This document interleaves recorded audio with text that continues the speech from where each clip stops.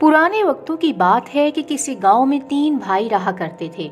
इनके वालिद का इंतकाल हो चुका था, जबकि वालिदा जिंदा थीं। बड़े 2 भाई बादशाह के दरबार में काम करते थे, जबकि छोटा भाई अहमद दीन वालिदा के साथ घर में रहता था। अहमद दीन माँ का बहुत ही फरमाबरदार बेटा था। भाइयों ने कहा कि तुम वालिदा की देखभाल करो, हम तुम्हारा सारा खर्च उठाएंगे। अहमद दीन इसी में खुश रहा, ना तालीम हासिल की और ना ही कोई हुनर सीखा, लेकिन वालिदा की खिदमत करता रहा और दुआएं लेता रहा। वक्त इसी तरह से गुजरता गया और दोनों भाइयों की शादी हो गई। कुछ अरसे के बाद वालिदा का भी इंतकाल हो गया। वालिदा के इंतकाल के बाद अहमद दीन ने भी शादी कर ली। अहमद दीन की शादी को अभी कुछ अरसा ही हुआ था कि इसके भाइयों ने कहा कि अब हम तुम्हारा खर्च नहीं उठा सकते। उसने कहा कि तुम दोनों ने ही तो कहा था कि हम तुम्हारा सारी उम्र खर्चा उठाते रहेंगे। उन्होंने जवाब दिया कि अब हमारे बीवी बच्चे हैं, हम उनका खर्च उठाएं या तमाम उम्र तुम्हें ही खिलाते रहें। भाइयों का जवाब सुनकर अहमद दीन बहुत दुखी हुआ और रोने लगा। उसकी बीवी ने रोने की वजह पूछी तो उसने सारी बात बता दी। उसकी बीवी बहुत ही सलीकामंद औरत थी। उसने उसे कुछ पैसे दिए और कहा कि बाजार जाएं, एक सफेद लिबास, एक जूता और छड़ी ले आएं। वो बाजार गया और ये सब चीजें ले आया। उसकी बीवी ने कहा कि जहां आपके दोनों भाई काम करते हैं वहां जाएं और एतमाद से बात करें। ये जाहिर न करें कि आप अनपढ़ हैं, जो भी बात करें डट कर करें। जब वो महल में पहुंचा तो उसने देखा कि वजीर के पास पहले से ही 2 लोग नौकरी की तलाश में आए हैं। वजीर ने कहा कि अगर तुम तीनों में से जिसने भी इस बात का जवाब दे दिया कि मेरी मुट्ठी में क्या है तो उसको नौकरी पर रख लूंगा।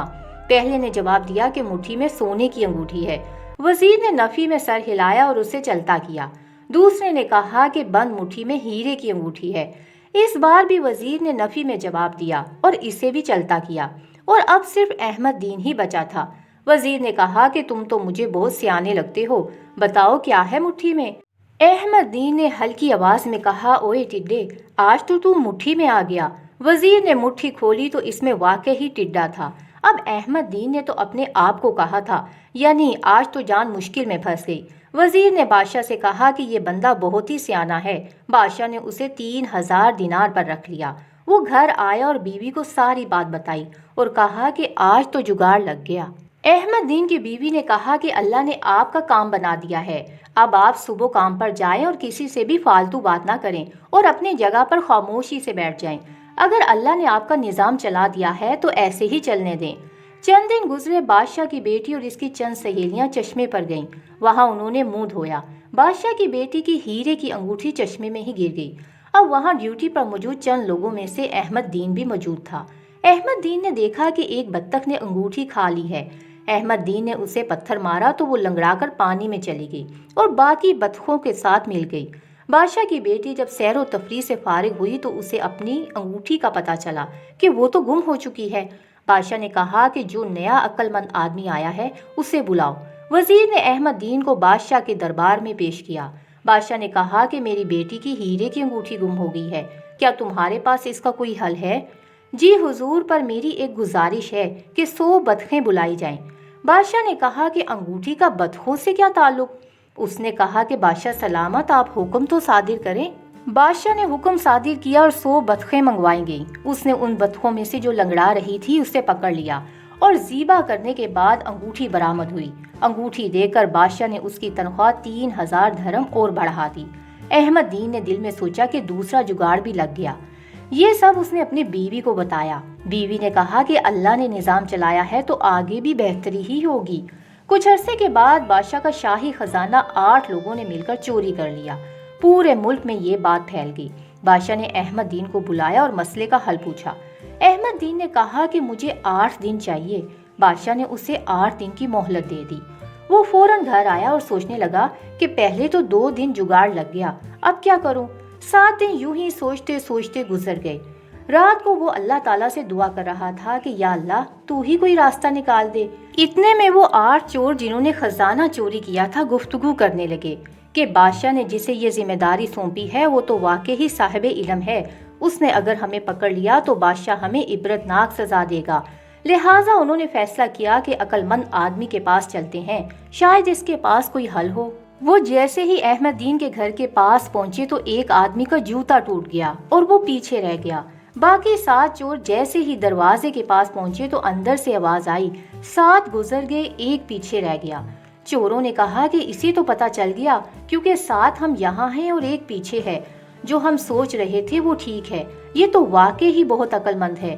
انہوں نے کہا کہ 8ویں کو بلاؤ اور اندر چل کر اس کی منت سماجت کرتے ہیں کہ کسی طرح ہمیں بادشاہ سے بچا لے۔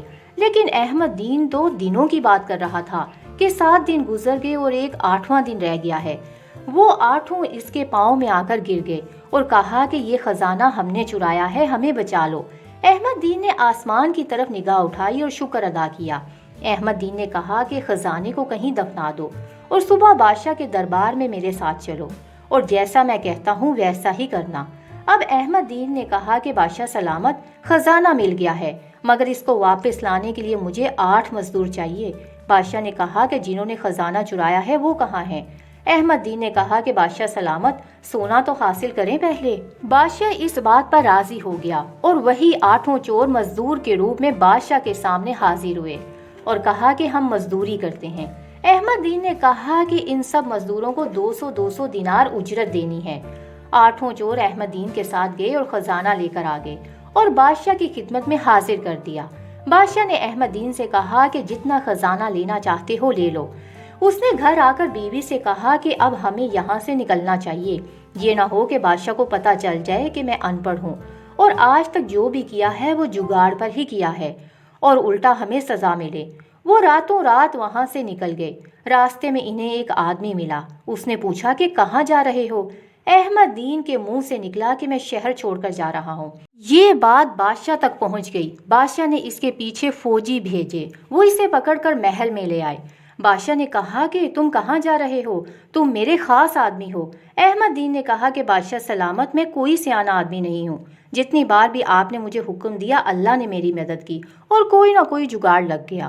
بادشاہ نے کہا کہ کوئی بات نہیں، تم نے مجھے شاہی خزانہ لوٹایا ہے، اب تم کام کرو یا نہ کرو تمہیں ہمیشہ اجرت ملتی رہے گی۔ دوستو، آپ کو آج کی کہانی کیسی لگی کامنٹ سیکشن میں اپنی رائے کا اظہار ضرور کریں۔ چینل کو سبسکرائب اور ویڈیو کو لائک کرنا نہ بھولیں۔ ملتے ہیں نیکسٹ ویڈیو کے ساتھ۔ ٹل دین ٹیک کیئر۔